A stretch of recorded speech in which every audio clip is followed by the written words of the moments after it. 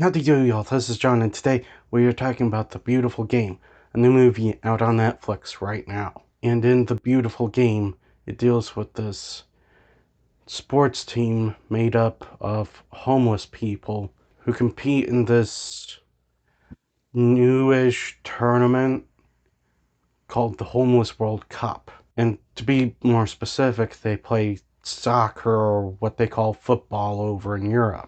And the movie mainly focuses on these two men, I forget their names, and what they're doing during the whole thing.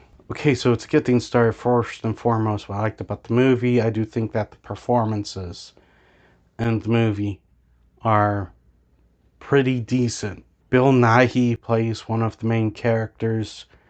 The guy's a terrific actor, and he does a fine job in this film as well. But the main character, oh, Vinny, I just remembered his name. Vinny, I don't know who plays him, but he also does a fine job as well. And speaking of Vinny, they actually do some stuff with this film that's actually kind of interesting. Vinny had a shot at the pros, at pro soccer, or like I said, what they call over in Europe, football. He had a shot, but somehow he just did not make it through to the pros. And so this whole situation with the Homeless World Cup is kind of his last opportunity to really do anything in the sport that he loves. Like I said, the acting's fine.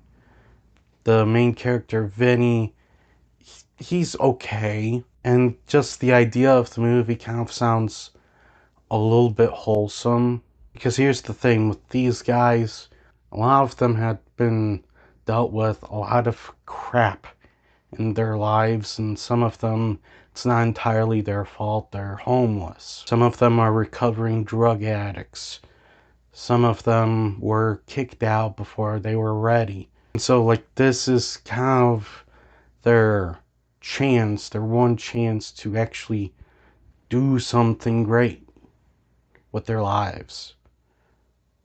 Do something beautiful and memorable. However, unfortunately,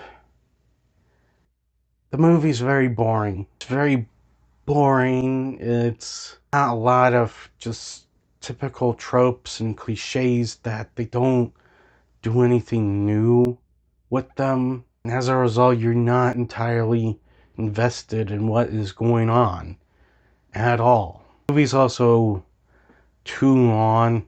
It's a little over 2 hours long. A feel-good movie at best should be 90 minutes. Let's do like a quick 90-minute movie. Done. Instead, it's 2 hours long, and there's a lot of what felt like filler in the movie. Like showing the Japanese team go off and do some sort of shenanigans, when the main focus of the film is the Britain team. Yeah. No. That was not entertaining at all. This movie's also paced very badly.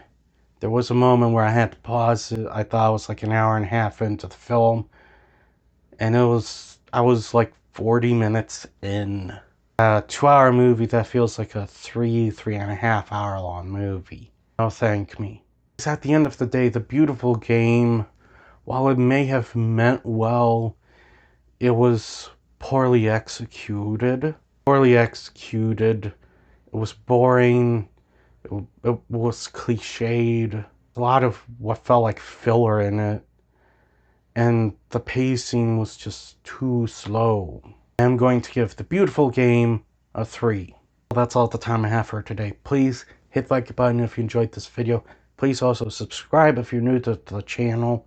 And as always, please remember, the Podetsky will return.